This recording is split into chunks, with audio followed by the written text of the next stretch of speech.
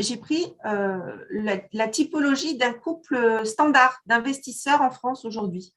L'investisseur standard immobilier est marié à 2 enfants et a environ 71 000 euros de salaire imposable par an. D'accord, Et c'est donc, clair. avec ça, j'ai les 3 colonnes. Donc, première colonne, l'investissement locatif ordinaire. Il n'y a rien de spécial, il n'y a pas de travaux, il n'y a pas de loi de défisque, il n'y a rien.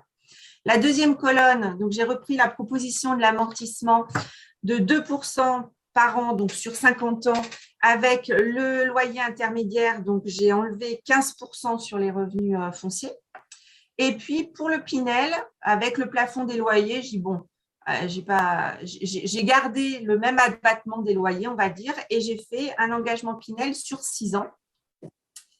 Et je me suis amusée, bien grand mot, je me suis amusée à projeter ces investissements sur cette petite famille et à véritablement voir l'impact que ça avait, suivant qu'ils étaient dans un investissement locatif standard sans rien faire, le projet d'amortissement et le projet Pinel.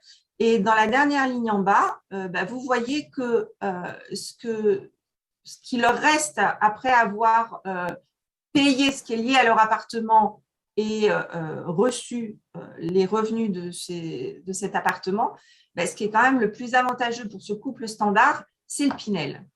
Alors, voilà, moi j'ai la volonté de simplification et de se rapprocher le plus possible des règles de l'entreprise, oui. La volonté d'une stabilité, notamment pour nos promoteurs qui nous fournissent ces produits, oui. Mais un dispositif unique, ça serait pour nous nier les différences qu'il va y avoir, mais les différences élémentaires, évidentes, nécessaires qu'il y a entre les foyers. Et aujourd'hui, cette pluralité est intéressante parce qu'elle permet de nous adapter au mieux. En plus, tous les investisseurs ne sont pas les mêmes, c'est-à-dire que il y a des investisseurs qui vont plutôt être attirés par le neuf, il y en a d'autres qui vont plutôt aller dans l'ancien.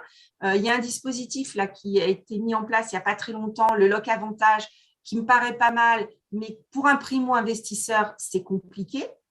En revanche, par exemple, pour rebondir aussi sur nos propositions de début d'année, et ça, je sais que c'est quelque chose qui a été également mis en avant par la FNEM il y a quelques semaines, c'est le de Normandie. Je trouve que c'est un beau sujet, mais il a pas réussi à trouver son public parce que je pense que les promoteurs, enfin les acteurs professionnels n'arrivent pas à le mettre en œuvre. Et je trouve que c'est extrêmement dommage. Et une de nos propositions, ce serait, mais pourquoi, plutôt que de focuser ce de Normandie sur des cœurs de ville, pourquoi ne pas l'élargir à tous les biens qui auraient un DPE F et G?